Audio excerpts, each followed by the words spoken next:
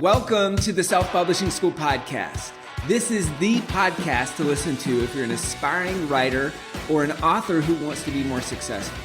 On this show, you'll learn how to write and launch a book successfully, all from the top authors and people just like you who are doing it at the highest level. I'm your host, Chandler Bolt, the founder of Self-Publishing School, the author of the book called Published, and the CEO of selfpublishing.com. For free training on how to publish a book that sells 10,000 copies, go to selfpublishing.com/free training. Hey, Chandler Bolt here, and joining me today is my good friend, Dave Chesson.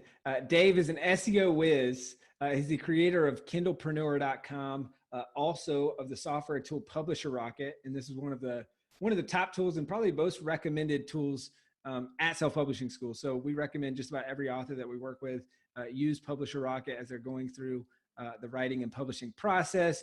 Dave also helped us a ton on the SEO side of things.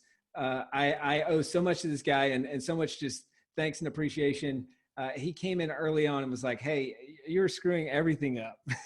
And here's what you need to do. Let's fix this. And it's really just helped us grow and grow as a business. And so he also spoke at Author Advantage Live last year. It was a kind of a favorite session from a lot of folks, and just really great things there as well. So today we're going to be talking about, and this is going to be an action-packed, punchy, quick episode. We're going to be talking about keywords, categories, using SEO on Amazon, and maybe even Amazon ads if we have time. We'll be able to get into that. But Dave, really great to have you here. Yeah, thanks for having me. So let's dive in. You're an SEO whiz, and I think when most people think about SEO, they think Google, right? And I always say Google is a search engine of browsers. Amazon is a search engine of buyers. So while everyone's focused on SEO from a Google perspective, not many people are thinking about SEO from an Amazon perspective. Why is it important, and how does SEO work? And actually, maybe let's just roll back a little bit. Like, what is SEO? Why is it important, and specifically with Amazon and with authors who are looking to sell more books? Sure. Well, SEO stands for search engine optimization. And a search engine is anytime you go to one of those boxes and you type something into it, then that search engine helps to find what it is you're probably looking for and present it to you.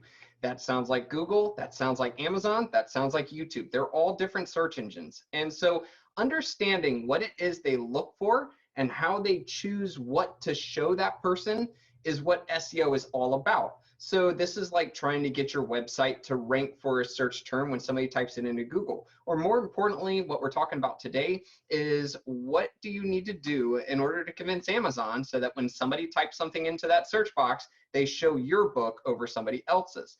And this is really important because this is really about discoverability. If Amazon does not choose to show your book, no matter what, you won't make sales unless you yourself go find the person, grab them, and bring them to your book. And I personally like the idea of making Amazon make sales for me. A combination of the two are even better. But the point is getting Amazon on your side helps your book to be discovered, helps you to make sales, and more importantly, sales for the long term and not some short term. Love that so much. Long term, not short term. It's we use the analogy. It's like it's the sports car versus the Toyota Camry, and the sports car is like fun, it's flashy, it's loud, but then that's the way most people look at their book launches. Is this shoo going and gone, right? And it used up all this energy. It's like, but then how do we more so create this Toyota Camry that just keeps going and keeps. And that's what I think is the magic of SEO on both sides. So let's kind of bridge the gap, and then I want to get into X's and O's, keywords, categories, all that stuff. What is Publisher Rocket, and how does Publisher Rocket help authors sell more books? Yeah, well, the best way to answer this is kind of start back in my journey on writing. The truth of the matter is that I was never a whiz at writing. I actually grew up with dyslexia, and I always thought I wasn't meant to write. However, though, when the time came that I was trying to become a writer, because just because you have dyslexia or just because you're not a great writer doesn't mean the dream of writing shouldn't be there. So for me, though, in order to overcome my lack of Hemingway capabilities, I understood the core principle that if people want something and they can't find it, but you have the answer, then you don't have to be Hemingway in order to be the person that solves their problem. And so I started to ask myself, well, how can I figure out what it is people want on Amazon and that there aren't books truly serving them? And when I took that approach, I was able to find subjects that I wanted to write about. I was also able to take subjects I wanted to write about and change them a bit to really fit a market. And I did all of this research to try to figure it out. And the truth of the matter was that back in the day, I was using these hardcore spreadsheets with, in essence, the spreadsheets had programming inside of them to calculate and bring everything together. Well, authors don't like spreadsheets. That's just not our thing, except for weird people like me, maybe. And so I got together a bunch of phenomenal programmers, and we took everything that I had in those Excel sheets and we made it into what used to be called KDP Rocket and now Publisher Rocket. And that was back in the day. We only had the keyword feature and the competition analyzer. And with those two features alone, you could then find out what people type into Amazon, and more importantly, how many people type that into Amazon. So now you know which keywords people are searching for. But on top of that, we gave an ability for you to figure out if the market addressed that, okay? So you have this keyword, you can look at the competition, we even have a competition score, and you can see, you know what? I see what the market wants, and nobody's presenting that. And that just kind of opens up, pulls back the curtain and gives authors an ability to understand what's going on. Another real important for authors too is that you can validate your book idea before you even get started. You can use the same process we just talked about, and you can start to see that, wow, there are books that are addressing this market, but they're not selling. Doesn't mean you can't write the book, but you now need to temper your expectations of knowing that, hey, even the top books that show up in front of this market, they're only making $100 a month. Now, if that's all you want, and you know you can do a better job than that book, then go for it. You now know that you can do this. But if that is not what you had in mind, then understand that there isn't a big enough market to drive what you're expecting. So it sort of just takes away all the mysticism. It waves away the curtain of fog, and now you have a clear understanding of what to expect and what you can do to better the book itself. We then also created a category feature that the problem is that there's 14,000 categories on Amazon. However, though, there is no place that lists every category. A lot of authors, when they go to publish their book, they'll see that, select a category and a pop-up box shows up and they see all these categories. They think, there's the list. Those aren't actually categories. Those are BISACs. And BISACs are like an international standard code. It's like a supply chain logistics code.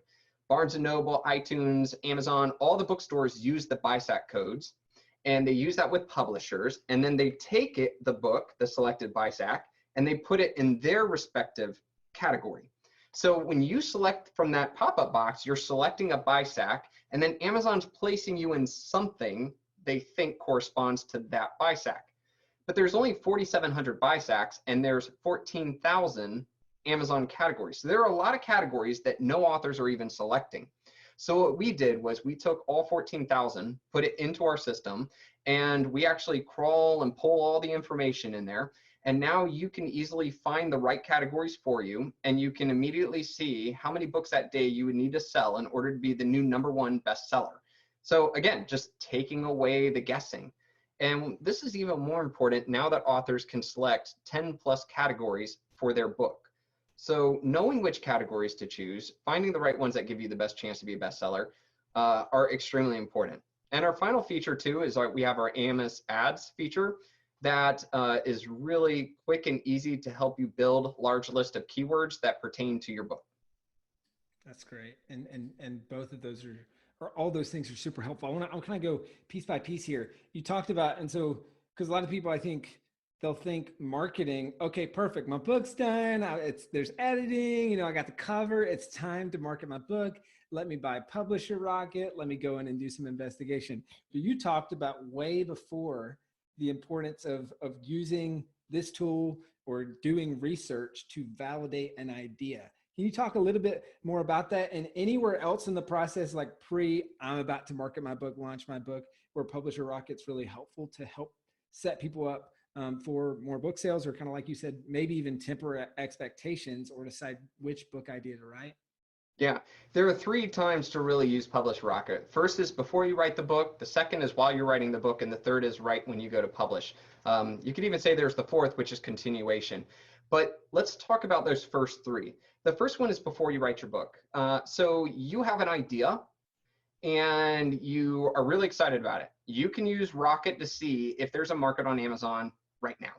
And the thing is that if you do your keyword research and you see that nobody's searching for that, or those kind of books are showing up but nobody's buying them, and then that doesn't mean you can't write the book. It just means you can't expect Amazon to sell it for you. And now your marketing strategy, if you decide to write this book, should be about any tactic that goes and finds a market and brings it to your book.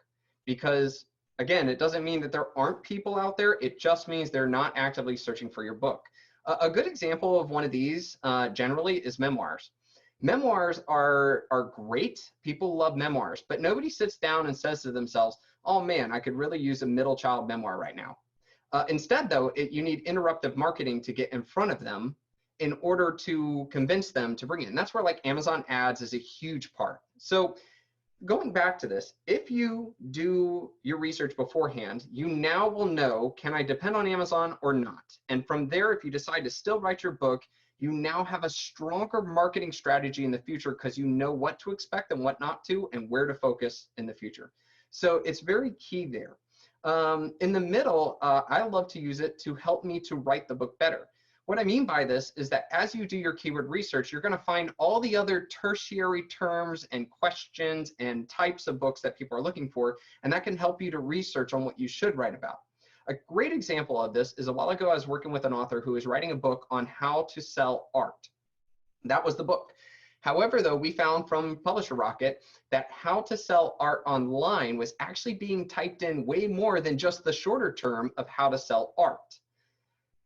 The problem for this author was she hadn't covered the online part. She had just written the traditional sense. Now imagine what would have happened if she had written that book, published it, ranked #1 in Amazon for, you know, how to sell art online and how to sell art. But we now know that the market wants the online component. She probably would have been destroyed in the reviews. You know, even though it was a great book, she didn't cover what people wanted. She didn't answer the questions that people had. Even more so, what we did with that knowledge was we then created a content upgrade for her book where it was listing the 5 top marketplaces to sell your art online and instructions on how to set up your account the right way.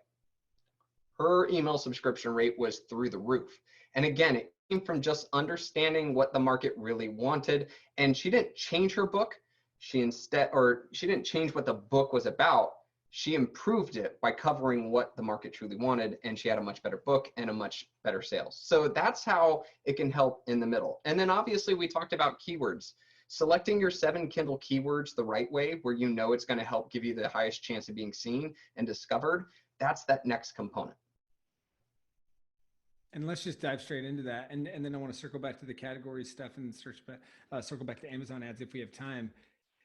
So selecting your seven keywords, this is a big thing. This is a big part of the process. How do you do that well? And how do you select the best keywords that'll help drive book sales, help with ranking, all those things? And then how do you also utilize Publisher Rocket to help with that? Yeah, in order to get keywords that help you, there's got to be 3 things, okay? First, you need keywords that people actually type into Amazon. The second is they need to be keywords where people actually purchase and buy things for. And the third is it needs to be keywords where the competition isn't so great that you'll never rise to the top. Let's start with what people type in. I mean, obviously, if nobody types in that phrase is never going to help you, okay? So you want to make sure that you are using keyword phrases that are actually being used. Without Rocket, you can easily do this by using incognito mode in Google, going to Amazon.com, starting to type in phrases, and Amazon will try to guess at what you're typing by filling in the rest, and they're using information from previous searches to help. So you can start to see if that exists. Once you create a giant list of those phrases that pertain to your book, okay, and have been typed into Amazon, the next thing you can do is start to look at the books that show up for those phrases. If you click on the book, you can then look at the Amazon bestseller rank, which is a rank from 1 being the best-selling book in all of Amazon to 7.5 million, which is the worst-selling book in all of Amazon. but you can see that rank. Now, if you don't know the ranking system off the top of your head, we have a calculator on Kindlepreneur. Just type in like Kindle calculator into Google. It should show up number one. Use that, put in the ABSR there, and it will tell you how many books that day has been sold. So if you're going through and checking the ABSR to sales for all these books and none of them are selling, like they're maybe selling one book a day, if that, then, and the next part is, but those books really do fit the keyword phrase, then now you know that the market may type it in, but they're not buying. Imagine yourself as a shopper, okay? You go to Amazon.com and you type something in. Do you always find the exact book you were looking for in the first search? No, you try it again. And you maybe add a little bit more, and you add a little bit more to your phrase. I do this a lot in fiction. I'm a giant sci-fi military fan, and I'll type in sci-fi military, and I'll look and be like, oh, I know those books. I already read them. Let's try it again. Sci-fi military alien invasion. And then, okay, now I see these alien invasion ones. Now I'll be like, all right, no, that's not the kind of alien invasion I want. I want something more like aliens, you know, from the movie Aliens, right? So how about like bugs? I'll add bugs to the end of it. So now I've got sci-fi military alien invasion bug hunt. And now I find the kind of sci-fi military alien invasion that I was looking for. And you see what I'm saying? And I finally buy from that one. But I did 4 other searches before I got there. So the key is that making sure, you know, and again, looking, hey, do the books at least make sales? If I type something in and none of the books make sales, then either people decided not to buy or those books just didn't look good enough. And that's really a subjective opinion that you as the author need to make. So check to make sure that books sell for that keyword. And if not, then figure out why. And finally, the last one is the competition so great that you can't win? Say, for example, you show up and you're like, oh, wow, look, this keyword is typed in. There's lots of sales. Oh, yeah, it's Stephen King. Okay. Yeah. Oh, Stephen King. Oh, Stephen King. Oh, Stephen King. Yeah, I'm not going to beat Stephen King for this. You know, got it. Some of the things that you should use is, all right, how popular is the author? Are they big? If you're a nonfiction, do they have their own website? Is there proof of following? Do they have a huge social media? Another thing too is how good is their marketing efforts? Are they doing advertisements? How many reviews, recent reviews do they have? Do they have 700 plus, you know, 5-star reviews? You know, that's going to be harder. Or here's another end of the spectrum is you show up and you see that book's making sales, but it's got an awful cover. And the book description, like, quite frankly, falls flat, but people are still buying it. That's when you're like, sweet, you know I can do a better job than that. And that book has proven that there's a hungry market willing to pay. This is where opportunity comes. And so doing that research right there really helps you. And I'm going to cap this too. A big thing about keywords, and I said this in the beginning, but is making sure that the keywords really fit your book, okay?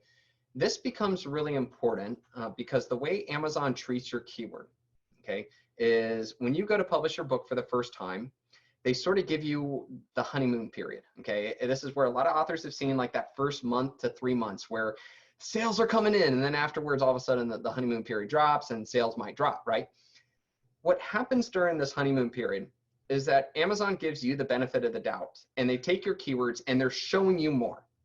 But what Amazon's really doing is they're showing you and they're starting to figure out, okay, we showed his book here, but he didn't make as many sales as the other book did when that book was here. So he doesn't really deserve to be there. So we're going to let him drop and we're going to figure out where he should be. Or say, for example, you get there and, oh man, you're doing better than the book did before you. Now, let's try you here and here. And then what's even better is Amazon not only does that for just that keyword, they start branching you out into more keywords. They start saying, well, shoot, he did so well in sci-fi military, alien invasion, bug hunt. Let's try just sci-fi military alien invasion. Okay, now let's try Earth destroyed, because that's, we know, us Amazon knows that that's a good term that fits inside of this ilk. And therefore, let's try that book in there. You didn't write Earth, destroyed, but Amazon figures it out. And so they start growing your book's footprint in Amazon and showing you more and more. And if your book continues to convert and convert and convert, they'll just keep doing it until you finally hit that point where okay, yeah, it's not converting, it's stuck right here. And this is where you see these long-term authors making lots of income. And that starts with starting with keywords that actually fit. So don't stretch it. That's not going to help you in the long run. Make sure that you've got phrases that truly fit, because in the end, that's going to help you. Hey, Chandler Bolt here. I hope you're loving this episode so far. It's time to go from inspiration to implementation. All right, so if you've learned something, we want to help you implement what you've learned with your book. So what I want you to do right now is go to selfpublishing.com/schedule, book a publishing consultation with one of the experts on my team.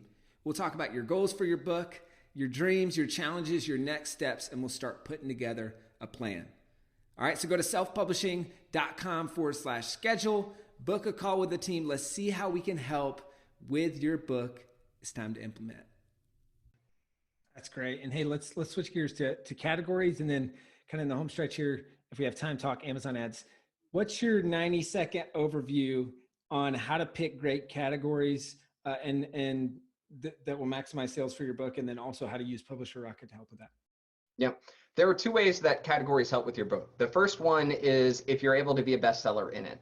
When you are a bestseller in a category, you get the bestseller tag. What's awesome about that is that when your book shows up in those search results, so when Amazon lists you, even if you're number 7, because you have that bestseller tag, your book sticks out. It's like a sore thumb, but in a good way. And so the shopper is going to naturally look at you. They're going to give you even more time, because the word bestseller gives them what we call social proof. Other shoppers have proven that they made this selection. It's kind of like, when you go to any sales page, right? And you see, oh, so-and-so just bought in the past hour. Like, you're like, oh, well, if other people made that decision, I can too. Same thing happens with the bestseller tag, okay, is that it drives that social proof. So if you can become a bestseller, that's absolutely number 1. Number 2 is choosing categories that people shop at. So this is more so on fiction, but there are a lot of categories where people are like, oh my gosh, I can't get enough of that sci-fi military, right? And I'll click on that and I'll look at those top 100 and I'll see if any interest me. I'm actually a diehard lit RPG fan, love it. I click on that category all the time so that I can see what's up. But the thing about that is that with nonfiction, it's not as big, because in nonfiction, there aren't that many people that, oh my goodness, I can't wait for the next algebra book to come out. Like, it doesn't work that way. But there are some that are out there, though. Self-help is definitely big. There are a couple out there, but the key is that there are a certain percentage of categories that really do get shopped on, and so those can help. So when looking at what an author should do, my recommendation is, like I said before, you get 10 plus categories you can select from. I really drive hard to look for 7 where I have a good chance of being a bestseller at some point. Remember, bestseller status changes based off of who in that category is selling the most at that time. So whereas this might be the awesome category today, this other one might be the awesome one next day. So make at least 7 of those ones where you found where you have the best chance to be a bestseller. The other 3 are ones where you're like, man, if I was Stephen King himself, I know I could be in that category. Put yourself in there. I think that especially if that's a great fit for your book, because Amazon uses what categories you choose as a way to kind of help kind of marry that with the keywords you selected and show you in those other terms we talked about. Just because you were selling well in sci-fi, military, alien invasion, okay, they know from your categories that you're not a romance. So they're not going to put you in sci-fi, military, romance. See? So that's a really key thing, is making sure that you've got good categories that fit. That's great. Let's talk kind of in the home stretch here, Amazon ads. I think there's a lot of people that don't do them because they're just so intimidated. It's like, I don't want to pay for Amazon ads. What if they don't work? How would I even set them up? Do I need to pay someone else to set them up?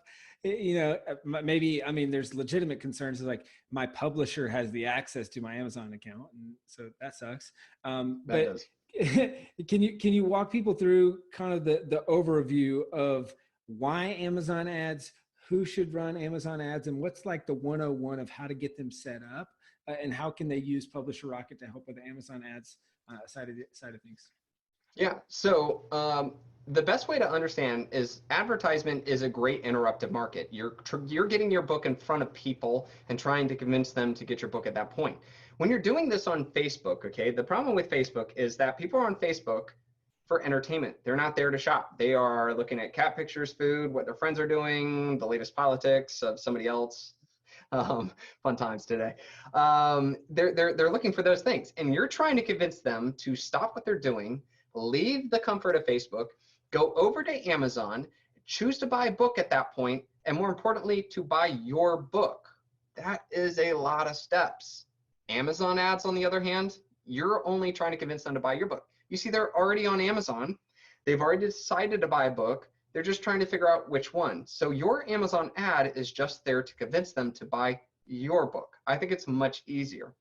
The other thing is that one of the things we found is what we're calling the popularity effect. Okay, Amazon is looking at how popular your book is. If your book is not selling at all, then you're going to just be non-existent to them because you were there, you didn't sell, goodbye. Amazon ads, though, even if you're doing Amazon ads, Amazon sees the sales, regardless of whether they're coming organically or from your ads, and they start to say, oh man, look at this. This is going. It's consistently making sales. I think Amazon ads is a major contributor as to why many books continue to have sales over time. And a lot of times when authors start ads, I've seen this where they're like, oh, I did the ads, but I'm spending more for my ads than I'm gaining from the sales. And I'm like, okay, but overall, how many sales have you had? And a lot of times author was like, oh, actually, I've been making more sales of this. And I'm like, it's because of your ads. Your ads have shown Amazon that you're still relevant and popular, and they're showing you more organically the ones that you're not paying for. I think the biggest issue that I have with Amazon ads is that the reporting system isn't as good in their favor as it should be. Now, they just rectify this a little bit. Back in the day, and I mean like only a month ago, you could not, if you were in Kindle Select or KU, you could not see how many pages read were attributed to your ads. So a lot of authors were just seeing the sales and they're like, oh, I'm not making many sales, but man, my KU pages are going off. And it's like, that's your ads. It's like, but they would report that. Nope, they weren't, but now they are. The point though is there's a lot of benefits that come from your ads, even more so than what you can see from your dashboard. So you can really help keep the momentum and the popularity of your book going. You can get your book discovered. I think ads are an incredibly awesome tool. I also 100% recommend to authors that when they do their first book launch, my biggest recommendation is when you're done with all the efforts you have to push and market your book and you start to kind of run out of ideas, that's the absolute time to hit the Amazon ads so you can keep that marketing momentum you created going. And that way you'll prolong the sales instead of seeing the drop off once you're done. That's great. What are the biggest, and we're kind of in the home stretch here, right at the buzzer. Last question or two. What are the biggest mistakes you see people make with Amazon ads? You kind of already talked a little bit about that, and how can they use Publisher Rocket and kind of some of the tools that you guys have to be even more effective with their ads? One of the biggest mistakes I see is that people will set up their ads and then they'll choose like 10 keywords. Like, these are the 10 words I want to rank for. And you know what? I really wish Amazon would let us do this, but it doesn't work this way. I wish that I could just say, Amazon, tell me how much I need to pay to rank number 1 for that word, and I will pay it. And then they actually show me for it. They don't. It's kind of weird. You never know what exactly is going to be the phrase that sets you over the top. When I was doing the ads for Pat Flynn of Smart Passive Income, we found that the number 1 phrase that worked, that made a lot of sales for him, was Ivanka Trump. This was years ago, okay? His book's not about Ivanka or Trump or any of the politics or anything like that. What his book was about was how to validate your business idea. And what we figured out is that there was a lot of people, not pushing politics here, but there are a lot of people that were looking for, female entrepreneurs and female leadership and things like that. And really their true search was about because they wanted to be an entrepreneur, that they wanted to be a leader. And so when they typed in things like Ivanka Trump, which nobody else was advertising for, and a book about validating your book idea, or your business idea pops up at the top, people are like, oh, well, that's actually what I really want. And they would click and purchase this book. And so again, that's kind of an example of how you may end up with keywords that drive the most sales, but you never would have thought of them. And so looking and shotgunning and getting a mass amount of keywords to be able to test is key. And if anybody's afraid of that, I would say it's okay, because you only pay Amazon if somebody clicks on your book. So say, for example, we'd put Ivanka Trump and nobody clicked on it because it had nothing to do with it, right? Well, didn't cost Pat anything, like nothing at all. Only if somebody was shopping and was like, oh, a book about going over my book idea or my business idea. Cool. And if they clicked on it and if they didn't buy it, well, that means they got to your sales page and there was something about it that changed their mind or didn't seal the deal. So a big thing to recap on that is making sure that you have enough keywords. And that's really where we designed Publisher Rocket, was because in order to do effective ads, I'm usually doing 3 to 5 campaigns. Like in the end, I have 3 to 5 campaigns running per book and about 800 keywords per campaign. Now, in order to do that, I had to copy and paste, write, type, click. It would take me hours to put it together.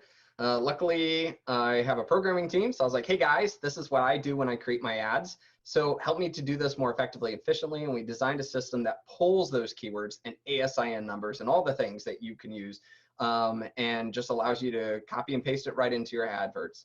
And if anybody is interested in learning about Amazon ads or has any questions about it, we have an absolutely free course for Amazon ads that we can make sure to put in the links below. And that way you can sign and truly understand what it is and get going on this. Cool. That's awesome. Dave, this has been great. Action-packed. We covered a lot of ground as always, and I'm over here taking notes and making notes of things to implement kind of with the team and getting tasks set up and all that stuff. So this has been awesome, man. Really appreciate you.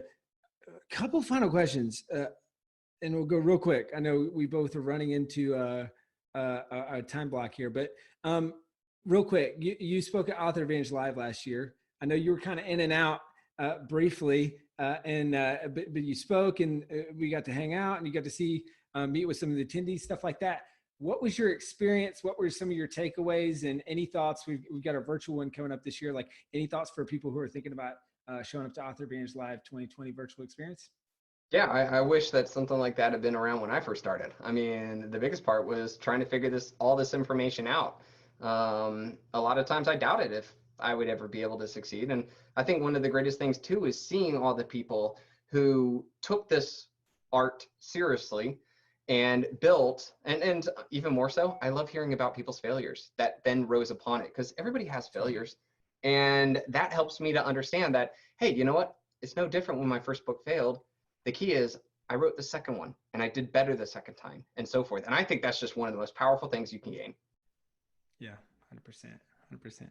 Awesome, Dave. Hey, appreciate you as always, guys. If you want to get Publisher Rocket, go to the show notes. We've got a link where you can get it. Also, obviously, if you're a self-publishing school student, we've got an exclusive discount. You can get that there. Check that out. Either way, I'm a huge fan of Publisher Rocket and using it, as Dave said, in the different phases of your book. Validating the idea in the beginning, during the process, during launch, all those things. It's just an amazingly helpful piece of software. It's one of our students just rave about it all the time, and just love using it. I was on a call with my assistant yesterday and she was talking about it.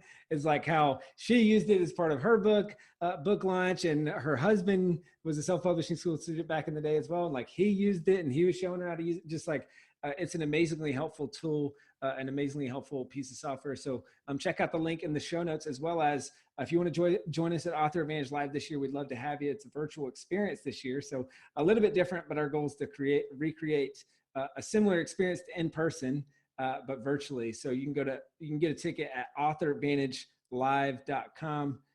Depending on when you're seeing this, it may or may not be coming up real soon, or have already happened, in which case you can grab a ticket for next year, authoradvantagelive.com. Dave, thanks so much, man. You're the man. This was amazing as always. You bet. And thanks for having me. Awesome. See ya. Thank you so much for watching or listening to this episode of the Self-Publishing School podcast. I know there's so many places that you can be spending your time. There's other podcasts that you could be listening to, YouTube channels that you could be watching. So thank you so much. It means the world. Now, I want you to do 3 things right now if you found this episode helpful. All right, number 1, I don't know if you know this, but we've got a YouTube channel. It's a companion channel to this podcast. All the video versions of the episode are on the YouTube channel. So number 1, subscribe to the YouTube channel. Number 2, if you're listening to this podcast wherever, whether this is Spotify, Apple Podcasts, number 2, I want you to subscribe to this podcast right now so you don't miss a future episode. And then number 3, this is probably the most important, leave a review on the podcast. All right, reviews are super important and help the podcast get discovered by other people. So number 3, leave a review on the podcast. Thank you so much. I'll see you in the next episode. If you're on the fence about scheduling a publishing consultation call with my team, maybe you're not quite ready for that, I've got some free training that I think will be really helpful for you. All right, all you have to do is go to register to sign up. Go to selfpublishing.com/free training. When you do, you're also going to get a free digital copy of my new book, Published. And on that training, you're going to learn the next steps, so how to implement with your book. So how to write, how to publish, how to launch successfully. So go to register right now at selfpublishing.com/free training. I'll see you there.